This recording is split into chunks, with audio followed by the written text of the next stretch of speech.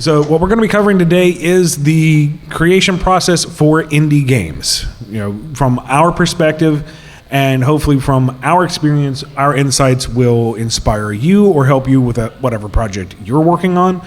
Or if you're just generally curious about how do a couple of guys bumble into this sort of thing, we will provide some insight into that. May not be helpful, but we'll try. So starting off, how did you even begin with the concept of I want to make a game? So the project started the way a lot of projects start, which is with a bad idea and me knowing nothing at all and thinking, yeah, I could probably do that. And the funny part is, you honestly can. It's tough, but you could do it. If any of you right now have an idea, just try it. Try it until you give up. 4? You have 4 ideas. Yes, I just didn't know people who can help me make those a thing. So that's the thing, right? Oh my God, my mic. That's the thing, right?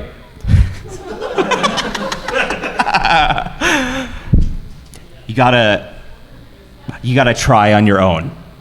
Once you build it, once you start building it, instead of being like, I'm an ideas guy, you can be like, I have this thing right now. And it's probably easier than you'd expect it to be. What if coding makes you want to kill yourself? What if coding makes you want to kill yourself? It always does. I code every day. Any of you guys sober, by the way?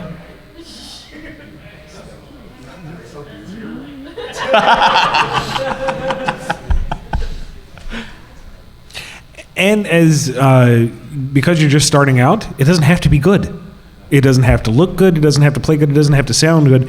What you will do is you will learn as you create, look back at your earlier process and go, that was awful, and then see how far you've grown. And even if you have a mediocre initial concept, you still have a proof of concept. And that might speak to somebody who says, hey, I like that idea. I can help you make it better. Field of Dreams it. Actually, since you mentioned it in particular, would you care to share one of those 4 ideas? Sure. One of them is basically trying to create a stealth game based on it's kind of like layers of shadow or levels of shadow. Basically, a lot of games kind of touch on light and darkness, but normally it's like an all or nothing kind of thing. Like as soon as you're in the shadowed portion, you're just all of a sudden people can't even see you.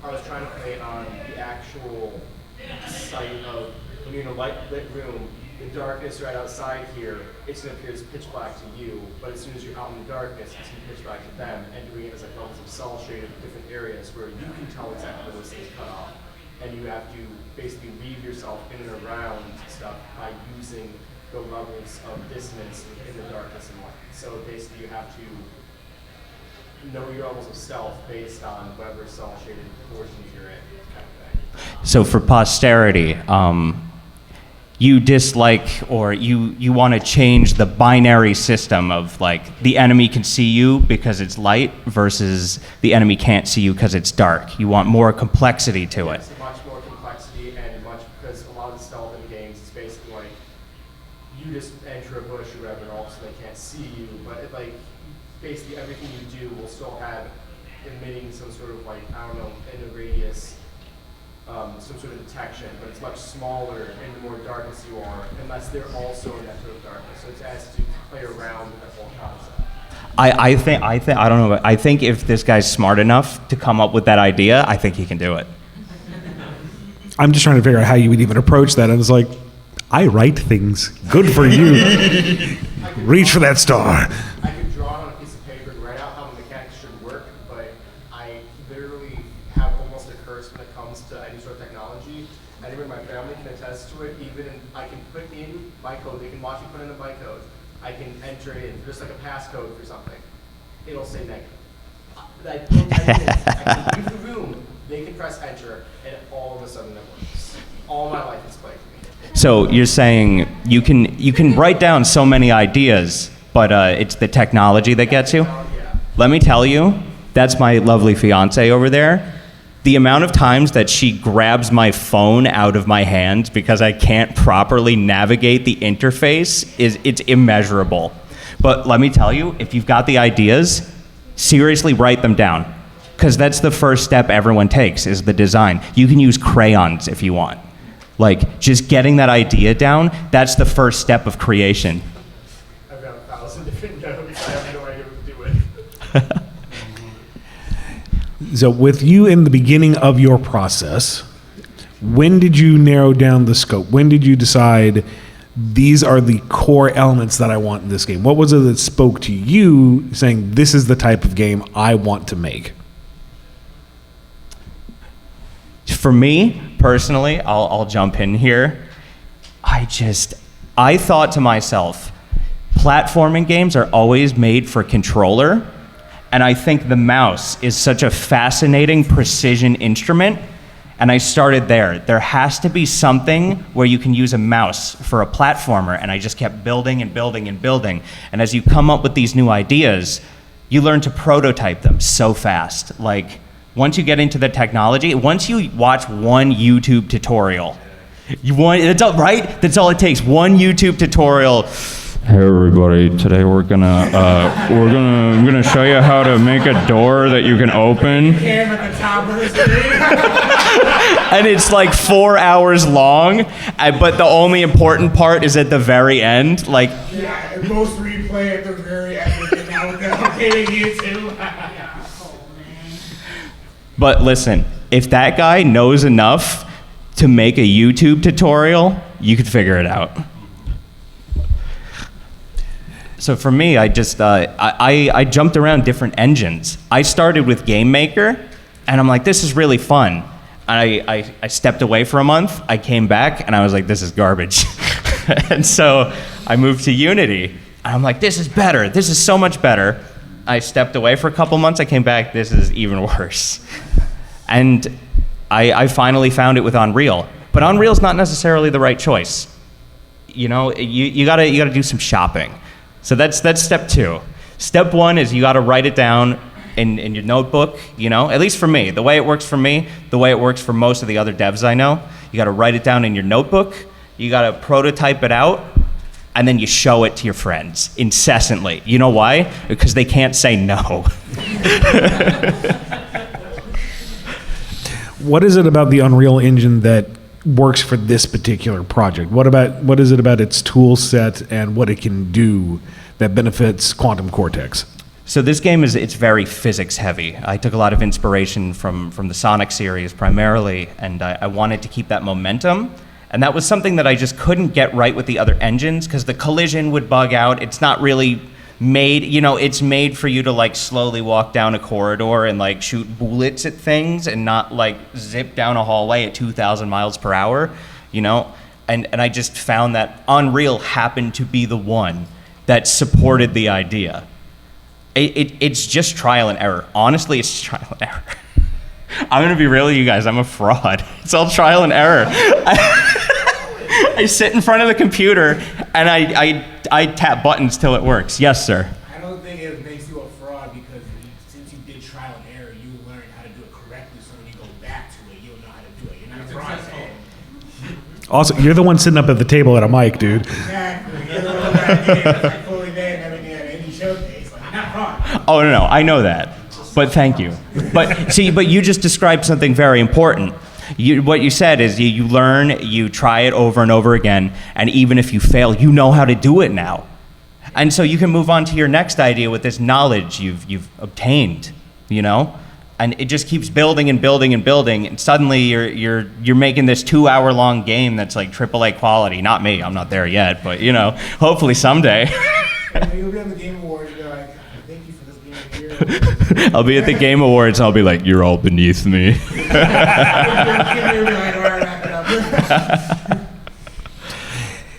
Has there been anything significantly that has changed from your very first proof of concept attempt to make it run to the functional demo that is available today down in the indie arcade section?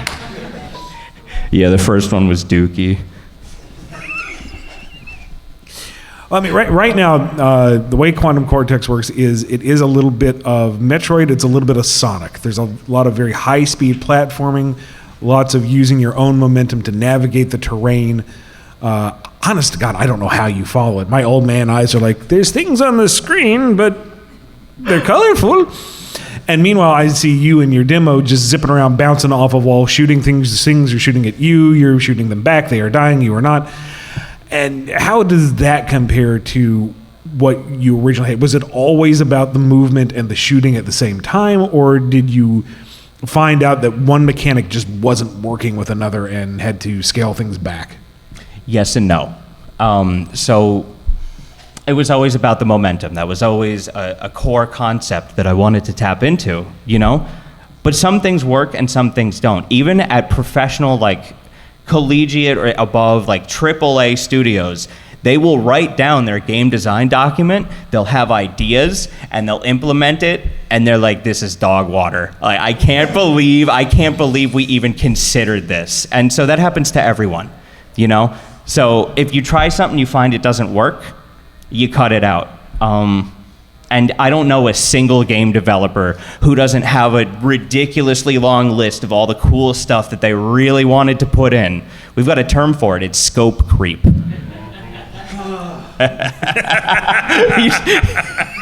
Yes, sir. I have like 5 RPG Maker projects that are unfinished over the past like 10 years. Oh, same. Scope creep. Yeah. So see, in the industry, the solution is good enough. Yeah. So where would you say the project is now in terms of realization and completion and implementation? It's right downstairs. You can go play it. But you in your heart of hearts, this is what you're comfortable showing to other people and say, this is my vision, this is where it's going. Be proud of me, please. What are the next steps? Where's it going from here? You know, I don't know. That's the funniest part. I really don't know. We have an hour to fill. Think of something. Oh, God. Oh, let me think. You know what? I actually did know. I knew the whole time. Early access on Steam.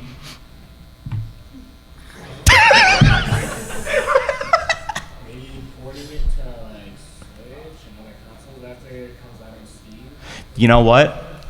Yes. Anything that supports gyro aim or touch screen. Switches your home then. I love gyro aim. Can I just go off on a tangent for a second? Gyro aim is incredible. It's so good. I'm like a mouse and keyboard gamer for first-person shooters, but the first time I held a controller with gyro support, I'm like, I'm home. Yeah. I hate that. God, no. And that is absolutely okay. So it's interesting. This does actually touch on something I wanted to talk about, and it's the concept of building wide versus building tall. Any of you guys play Magic the Gathering, any sort of like card games? Yeah. So you know what I'm talking about. You got like a bunch of little nerd tokens, and you just have so many of them that you overwhelm your opponent, you know? You can make a game that's shallow but wide. Something that it just appeals to so many people. So many people will play it, and they go 7.5 out of 10, I had a good time. Or you can build tall. GTA 5. Yo, It's semi-good in so many different ways. Never great in any one of them, but it's like, hey. GTA 5 is actually a perfect example. There's so much that goes into it, but it's like, you look at it, it's fun and good.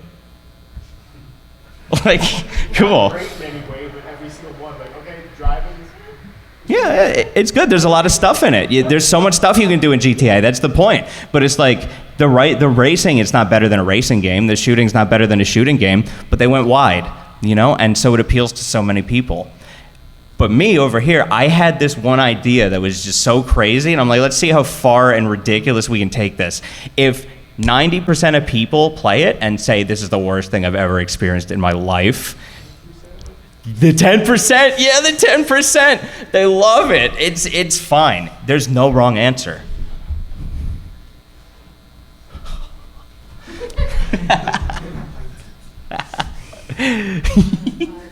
Oh, yes, you back there, sir. Yeah, I just had a question about, in terms of like the game design process. When you're making a game, I have to imagine there's probably parts of the process you don't enjoy doing since there's so many different things that go into making a game.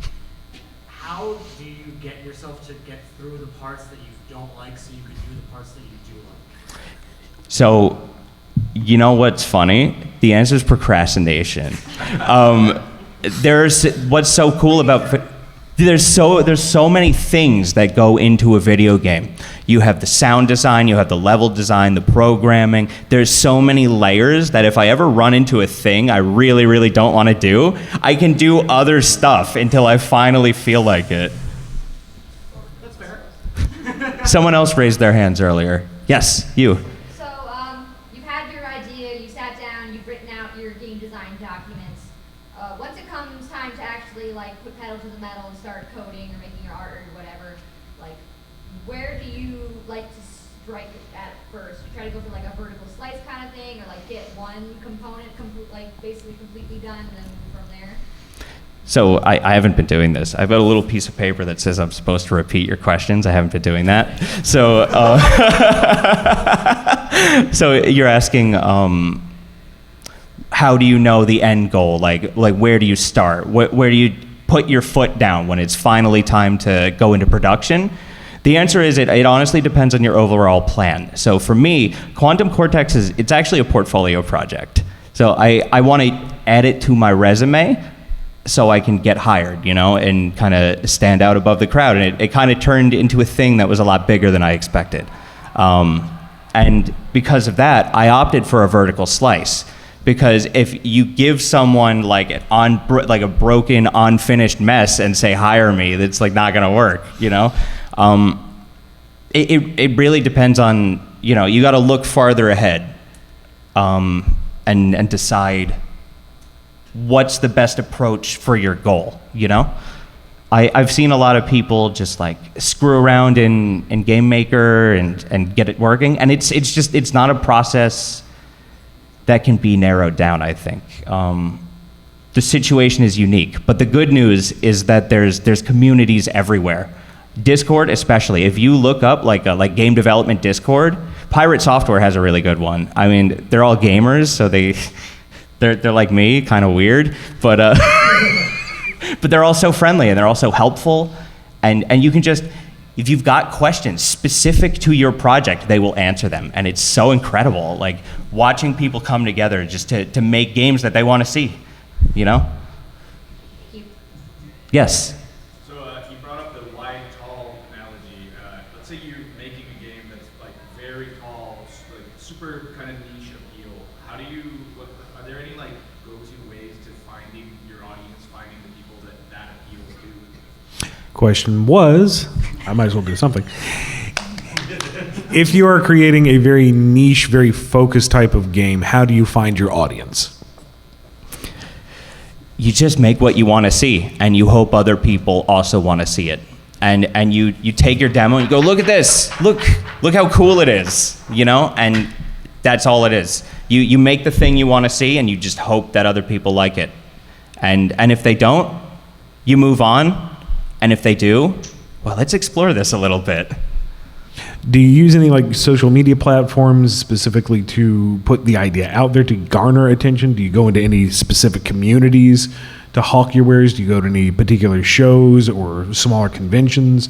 Or do you just kind of hope people stumble upon you like a penny on the corner? Are you asking what I do, or are you asking what you're supposed to do? I'm asking what you do. I just kind of hope that things work out.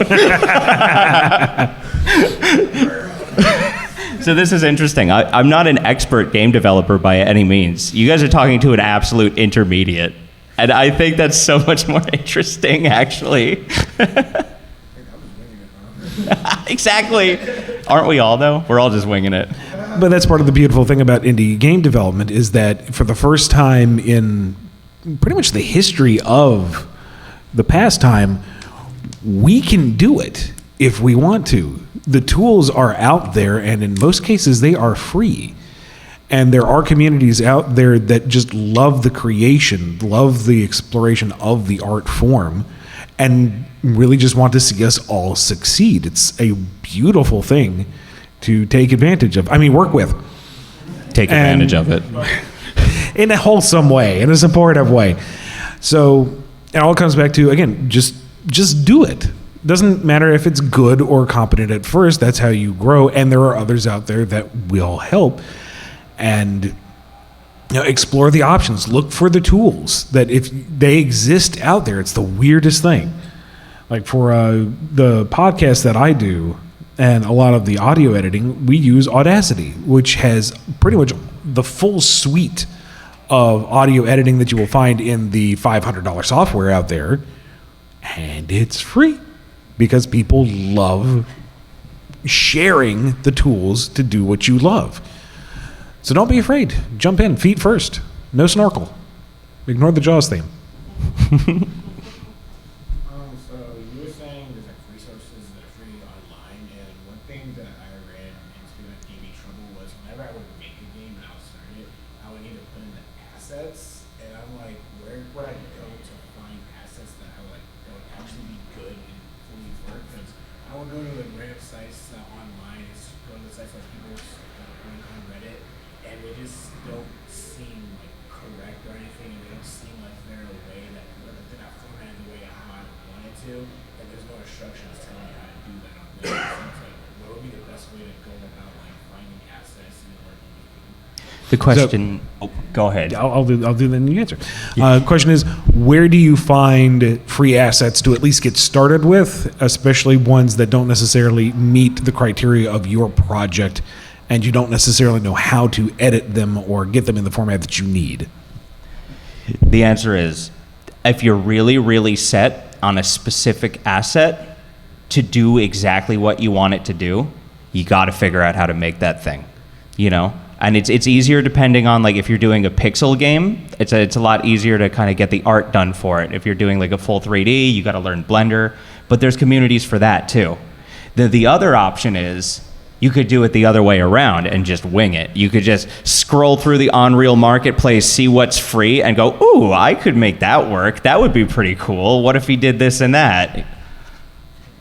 Because, again, the free assets are out there, but you are going to have to put the work in at some point, unfortunately. That one was first. Yes. Hi.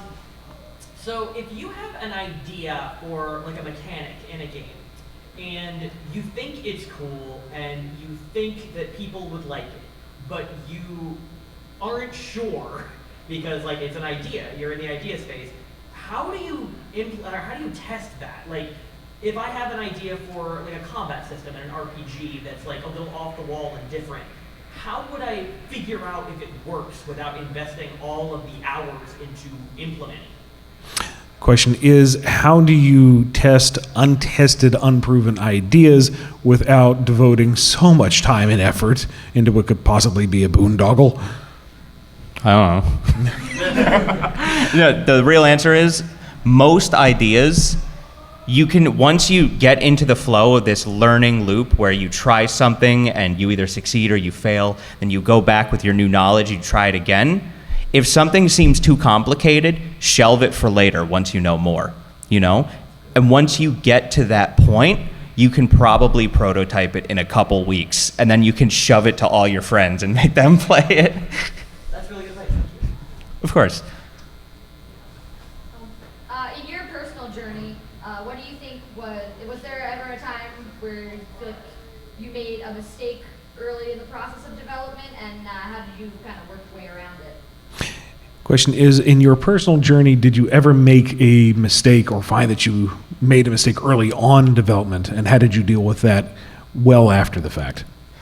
So it's funny, right? The answer is absolutely yes. But because I'm me and I think all my ideas are great, it takes a lot of convincing to get to that point for you to understand, oh no, this is actually terrible. I thought it was cool. It's actually cringe. It actually, there's a long process to get there. And once you do get there, if you do realize, wow, this actually stinks, and you go, well, learning experience, and you delete it. and that's a tough thing to do. But if you can move on after that, move on to new horizons, and keep fighting the good fight, then you will make something eventually that people love. My mic's doing the thing again. But genuinely. What would you say was the hardest part of developing Quantum Cortex? What was the hardest part of developing Quantum Cortex? The consistency.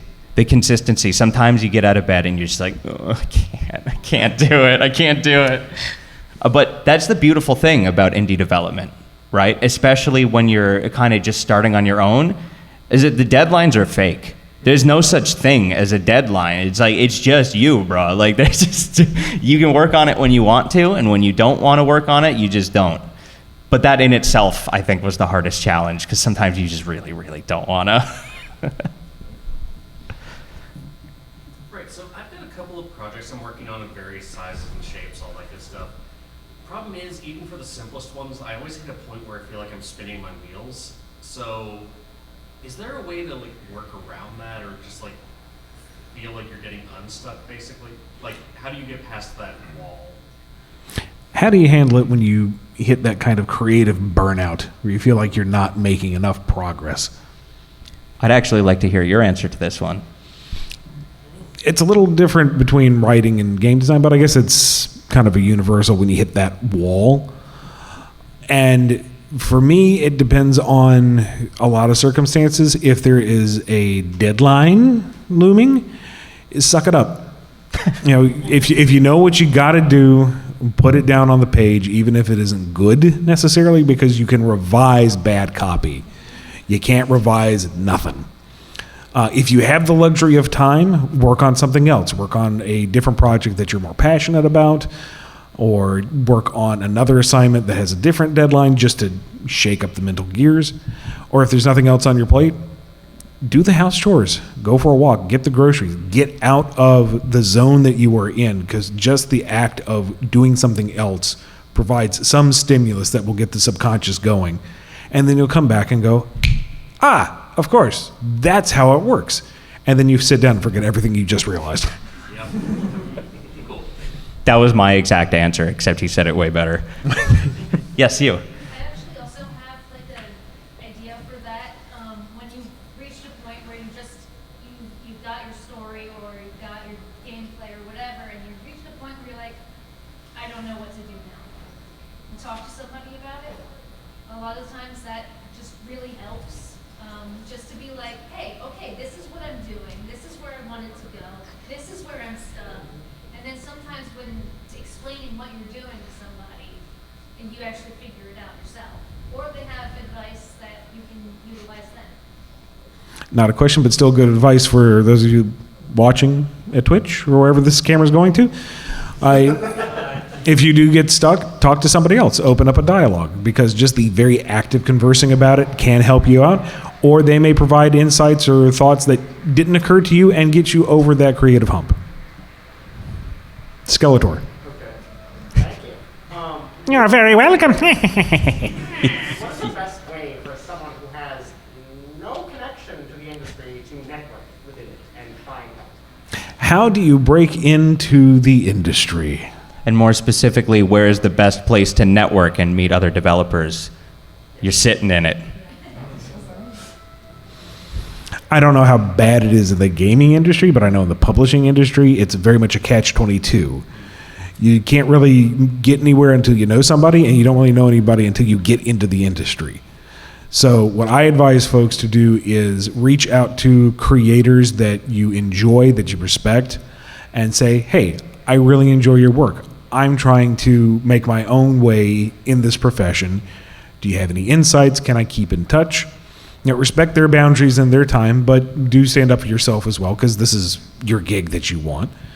And if you can create enough of a dialogue with enough people, they might have the opportunity to say, hey, I'm working on this and I need a little bit of help, or I remember you. I think you'd be a good fit for this project. Do you want me to put your name in there? With any kind of industry like this, we got to look out for each other. Help each other up when you get that chance. And somebody might give you that opportunity. Seize it, make the most of it. And when you are sitting behind a table with a microphone and somebody says, hey, can you help me out? Do so in return. Pay it forward. And I guarantee all those indie game developers downstairs, if you shared this with them and you asked them for help, they would be chomping at the bit to give you advice. I guarantee it. A lot of them are friends of mine. They are that way. Yes?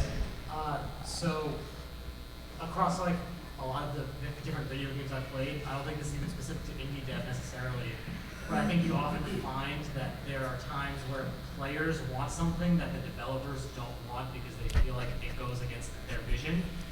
And sometimes you see developers give in because there's just so much demand for it, and then sometimes you see them plant their feet and say, we're just not doing that. This is not like a very specific question, but I'm sort of curious just on your general like thoughts and feelings on like how you navigate a situation like that where you want your game to look a certain way, but you know if you made a certain change, it might please a lot of people that are like complaining about a certain feature, but you might feel like, well, this feature, if I change it, would change how the game feels to me as it being my ownership of the game. So how do you reconcile your own creative vision versus player feedback? I could go on for hours about this. I think it's very interesting topic. It is, yeah. So I actually have tons of examples. The answer to your question, how to reconcile it, is argue with them. And if it makes sense coming out of your mouth, then maybe you want to stick to your guns. But if people keep saying it, you want to really consider it. But if when you say it, it makes complete sense to you, and it's like, no, you're wrong, stupid. Like, I know what I'm doing. You don't. Get out of here. If it feels that way, then you're probably on the right track, to be honest. I have a lot of examples. So in Quantum Cortex, W is the jump key. It's WASD. And a lot of people played Flash games on Newgrounds when they were 15, and they're like, I want it to be spacebar. And I fought that for the longest time. And then I like, you know what, fine, I'll make it spacebar. And then they played it, and they're like, this is garbo. And sometimes that's just a trade-off you have to make. Like, it's hard to stick to your guns. It's really hard. But it's also hard to admit that you're wrong, you know? So you just talk it out with them. See why they really think what they think. And one more thing is sometimes players have sort of a doctor-patient relationship, you know, where they know that there's a problem. They don't know exactly what the problem is, but they went on WebMD and like they're pretty sure about it. So they'll give you these suggestions and you listen to them and you're like, that's dookie, I'm never doing that. But then you think about it and it's like, oh, no, wait, I can kind of fix this. So I'll give you an example. Earlier today, someone said the movement mechanics were hard to get a handle on and that I should change the controls. What they really meant was the level design is too unforgiving early on. And so they couldn't navigate the course that I had laid out with the controls because it was mean. It was too mean. Every answer is different. I think there's also another element to it, going back to your wide versus vertical mentality, is that you were designing something with a very specific vision in mind. You are not going for the mass market appeal. You are going for your crazy little runny shooty game.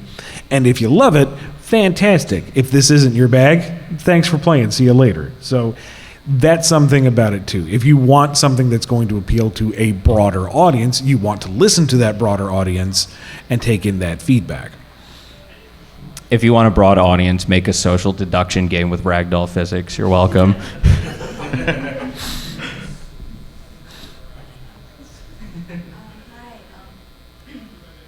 So what do you do if you have your idea for your game? You have an idea of the mechanics, the gameplay, maybe the story, and then you start your work on it, and then you realize, oh, someone on Steam already did that idea. Like for the not exact same, like too similar gameplay to like, you know, stuff like that. What do you do when you have your vision and you find out that somebody already beat you to the punch with the core idea? I'm better and smarter and way cooler than that guy. So I'm going to do it way better than they ever could do it.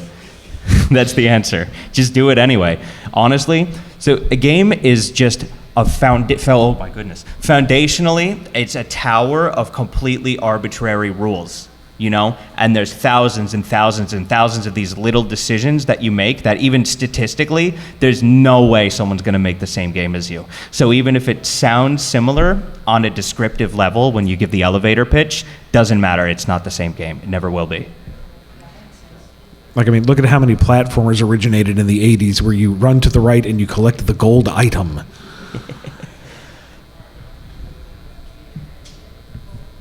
I've been trying to think about how to say this question. So, like I mentioned before, I've worked on a bunch of projects that have basically like faltered at the halfway point. And I've noticed that a common tripping point that I run into is I get to the aesthetics part. Because I like having like a tone to it, like flow to it that I want players to experience. And I hit a point where instead of like creating like game mechanics for new places, I'm just constantly filtering through like information to find I need this piece of music and it has to be at this level, or I need graphics to be at this level, and I don't hit it and I stall out. Do you have any advice for like how to tackle that in terms of like settling for something that can just be placeholder for right now and moving on, and actually like embracing that? Because I have so much trouble like getting my head into a space where I'm okay enough with where I am that I can keep going. I'm having trouble getting to the good. Do you have any advice on that? How do you convince yourself to move forward without making everything perfect from the get-go? So I think all of us are our own biggest critics, you know? I think the truth is, what you're describing, deciding on music, aesthetics, the art, it's a very important part of the process, right? But, like, does anyone have, like, cringy memories that just, like, attack them randomly? Do you think anyone remembers it? Probably not. Probably not. God, I hope not. So the real answer is, like, if you put something in, do you think your players are going to go, what is with this music? This is ridiculous. Probably not. And if it does happen, that's when you change it, you know? And that initial hump of like, no, I want this to be good right now and not good later. I think that fundamentally game design it's a series of trial and error. Nothing is going to be perfect at first. Like I said, I went through 2 other engines before I settled on one, you know? So sometimes you just have to be like, it's good enough, like, even if it's not good enough, I don't care anymore. I'm doing something else. I'm sick of this. It also kind of depends on how you work with yourself, which is a degree of self-discovery. What you may need to do is set yourself your own schedule and say, I have to have this asset done by this point and then move on. Give yourself a deadline, because that level of oversight and panic might give you the impetus to go, okay, it's good enough, I'm moving on, and then you can go back and revise. Some folks may not be able to handle that level of personal stress, so I'm not saying that's the answer, but that's one way to look at it and see what works best for you. That makes sense. I've written so many like B-grade essays in college in like 3 hours, so that's probably the way I need to go. Yeah, C's get degrees. I just have 2 things. One quick thing. Is 90% of this just going to be quoting Shia LaBeouf and just do it? Is it the best advice? That makes me feel dirty, and I'm not going to quote that, so no. I don't even know what you're talking about. My friends say that to me all the time.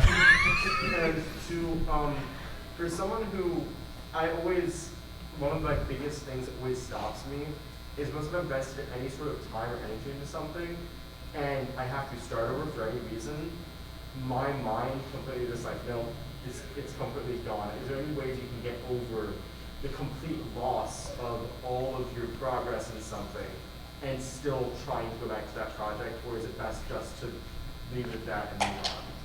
How do you deal with the trauma that is reaching a dead end and having to start over? Come on, dude. You went through 2 engines. It's different for everyone. Everyone has different struggles, you know? Everyone's got a different struggle. For me, it was not that. So I don't know, actually. But you've done a lot of writing work, so... Yeah, actually, case in point, I've done licensed material for 20 years now, and it's great. I've gotten to work with a number of properties that I've grown up enjoying. It's been a gift that I've been able to do this for my career for so long, but all my creativity goes through at least 2 levels of scrutiny and verification and blah, blah, blah. I wanted to make something of my own, something that is mine. I only answer to me. Back off. And me and my artist partner, who is also here, Adam Bryce Thomas, who's down in the merch hall, wonderful guy, incredibly talented. We started out on a science fantasy epic. And we started off in the kind of webcomic format because we were going to do something nice and decompressed, let us explore the world, explore the art style, really get to know the world and the characters. And we got 80 pages in, and we were nowhere in the plot. We had not advanced at all. It's like, if I want to get to where this is going, we're not going to get there before the heat death of the universe. We have to change this. It's inconsistent in visual, it's inconsistent in tone, and it's a bit of a slog. So 80 pages and a year or two's worth of work straight in the bin. And did 2 full rewrites of 80 pages apiece, trying to find the new direction for it. Weren't working. Threw those away. Months of work, thousands of words. Throw it out. It's not working. It's not right. And then we got the current book, the current version that we're working with. And yeah, there's stuff I could go back and tinker with, but it's where it needs to be. And it's something that we can work with and we're moving forward on. So it hurts. There is no, I don't know if anyone has the true emotional strength to just say, yes, I objectively see that this is flawed and I need to move on. This is your creation. This is part of you. It is part of your own creative endeavor, and throwing it away hurts. But sometimes you just have to do it to move on to make the better product that you are more satisfied with. Maybe that's the answer, is to look at it and say, am I satisfied with this? And if there's that little voice in the back of your head going, then you know it's time to start over. I think another thing to consider is that if you make something and it's dog water, it's not a personal failing of yours. Like, you're not a screw up, you're not a failure, because it happens to everybody. The difference is getting back on your feet, you know? Like, look at this guy. Like, it happens to him. Anyone wearing Sonic merch? Like, geez. My question is for Ian. Daniel mentioned earlier, like, how amazing and awesome all the tools that are available nowadays, software-wise. I was wondering, do you use any software to help, like, plan to track out your writing, or is it just good old Google Docs? Do you want to repeat the question? Is there any? I gotta be honest, I kind of spaced out because I thought you were gonna do it. But I believe they were asking if there are any tools you use to plot out your writing material, or is it just Microsoft Word all the time? It's pretty much Microsoft Word. Sometimes if things are getting really complicated or I'm scatterbrained, I'll get out the good old-fashioned index cards and write down the idea at a time and lay it out and like physically arrange things, and that's when I know I'm in real trouble.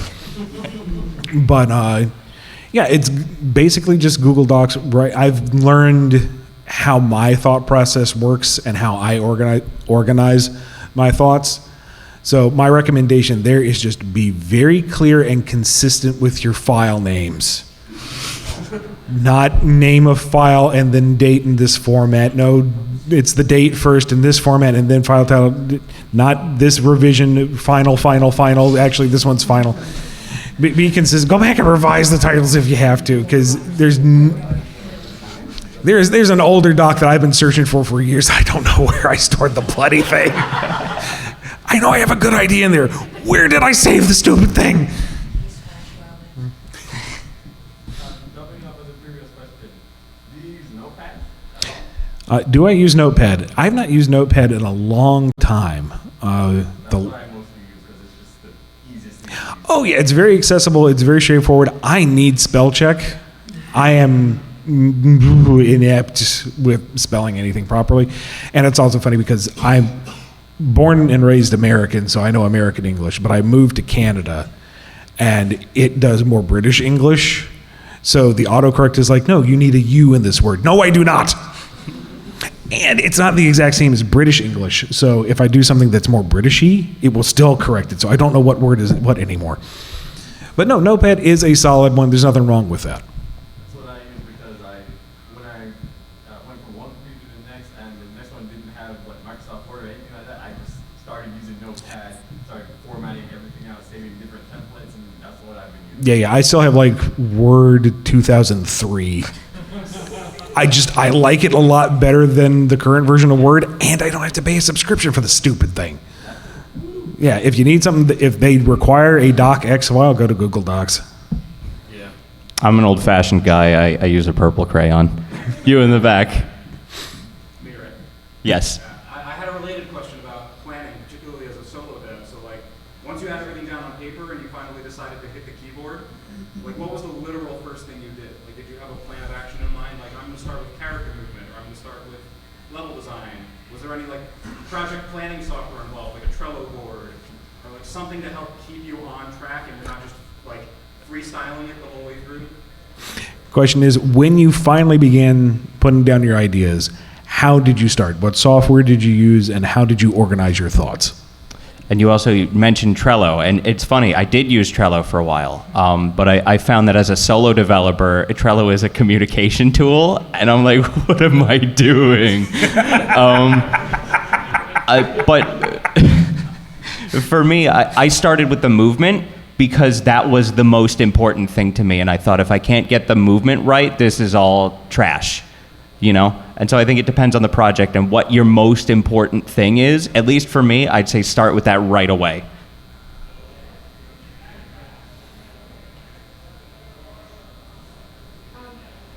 You described yourself as an intermediate dev earlier. I'm just curious, what do you think separates, just skill-wise, not even just like years of experience-wise, like a beginner like game developer from an intermediate from an expert? How would you define the distinction between a beginner, intermediate, and expert programmer? A beginner is like using YouTube tutorials. And that's not a joke. Like, as a beginner, you should. You actually really should, because they're super helpful. And intermediate is where the YouTube tutorials aren't so helpful no more, because you've got a very, very specific issue that nobody has ever heard of in their lives, and there's no tutorial for it. And so you're just figuring it out. And an expert is someone who looks at the previous problem and says, I've seen this a million times. Come here, let me fix it. I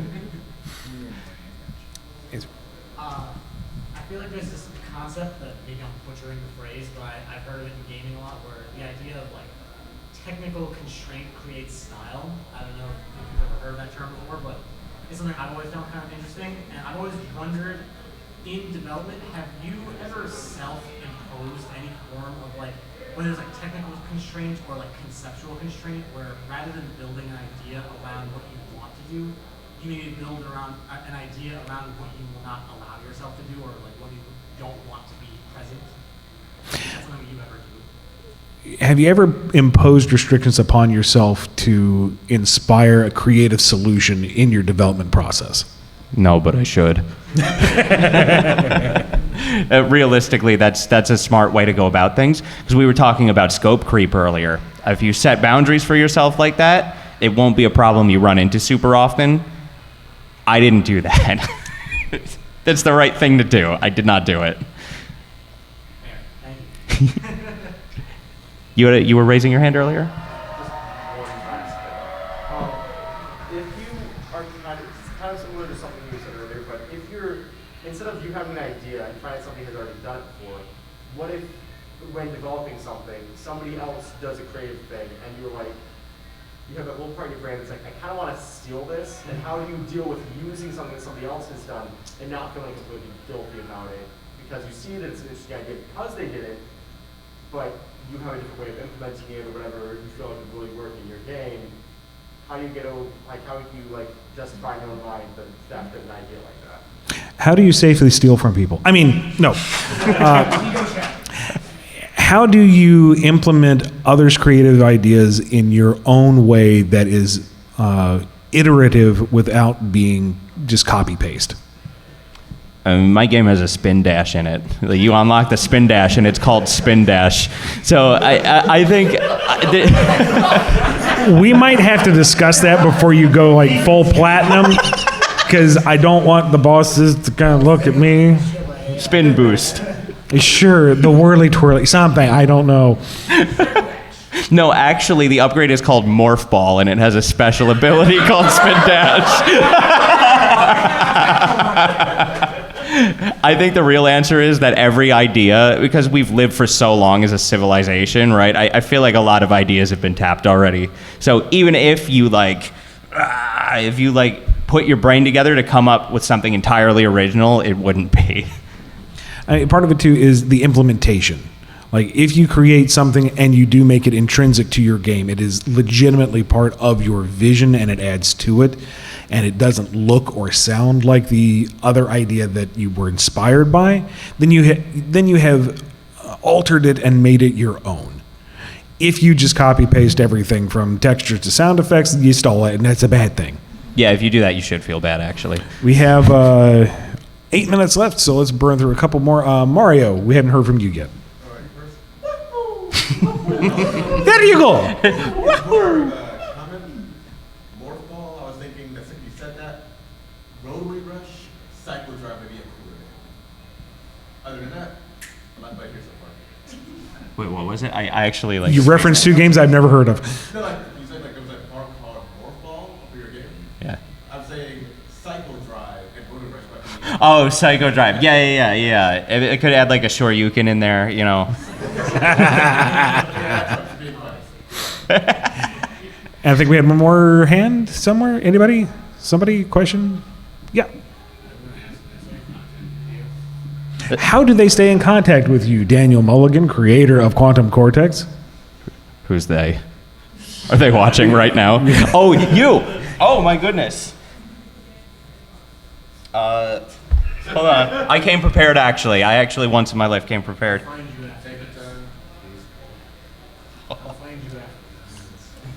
You can take one of these. Do come by the table after we wrap up. We'll have cards to give out. And of course, find him on Saturday and Sunday? And probably later tonight, actually. Probably in like an hour, I'm going back to the show floor. How, dude? It's just so interesting. It is, but my brain is like pudding at this point. But you have the passion and drive, and that's why you have a game down in the indie arcade, Caffeine. and I'm going to bed. The answer is caffeine. That stopped being a functional drug for me years ago. Yeah, me too. But let's see. Sure, one more. Sure. Odd question maybe. Solo dev, a lot of time sitting, a lot of time at the computer. How do you maintain your physical health while doing that much time spent over a keyboard?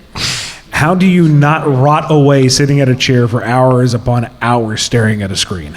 sometimes I walk in circles and I kind of scream at the ceiling.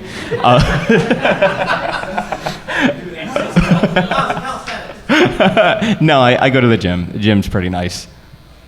It's concise. You get all the exercise you need right there, and then you go home, and you're done. You're done. You don't have to worry about it. Do you set like a regular schedule for yourself, or just whenever it's like, I need a break, and you go do? Like a gym schedule? Yeah. In theory, yes. And yeah, one more. Yes, sir. This is a two-part. How would you prepare for a meeting with publisher for preparing a pitch deck or a vertical slice? And how far did it take you to go to see this is a project or a portfolio piece to an actual full game that could be commercially out there? So part one, how do you prepare your project and vertical slice for being presented to a publisher? And two, my brain is pudding. What was two? How far, as you go, that this was a portfolio project into an actual commercial game, how you can see this can actually be a wider scope than just something that can show people. How long did it take to go from this is my thing to, oh wait, this is a game? Okay, so for part one, I don't know. If you find out how to convince a publisher to give you money, please come back and tell me. I contacted multiple publishers and they all ignored me. That's okay. And for number two, how do you know that, this is a thing now? For me, the answer was when I got accepted into the Too Many Games Showcase, which is another convention in Philadelphia. It's a lot like this one. It's not as cool, but it's like almost as cool. Well, because this one's open 24/7. That's the thing. Yes. Too Many Games has to close every night, and But yeah, that was really it for me. I think everyone might have their own moment. Getting accepted into a showcase of some kind, that's usually a big clarifying moment where it's like, wow, a panel of judges played this and they let me in. That's pretty sick. How far would you have to be in a game like the showcase? And would you just have to have a vertical slice, or? I went for a vertical slice, yeah. And there's games are different levels of complexity. I'm not going to name names. When I went to Too Many Games that first year, I was starstruck, and I was looking around and I was looking at all the games, and some games I looked at and I'm like, this is incredible. I'm like so far out of my league right now. And some games I looked at and I'm like, how did you even get in? Like, who let you in here? On that humble note, should probably wrap it up. Thank you all so much for joining us for the full hour this evening. You made this a wonderful experience with all your questions and comments. Once again, do find Daniel Mulligan over in the Indie Arcade. He has Quantum Cortex ready for you to play for yourself and just experience the magic. I will be doing a panel with my co-host Kyle Kraus tomorrow at 10:30 with a number of other guests, and we will be doing a signing at Rock Island at 3 o'clock tomorrow if you want anything signed. So thank you so much. Have a lovely evening and enjoy the rest of MAGFest.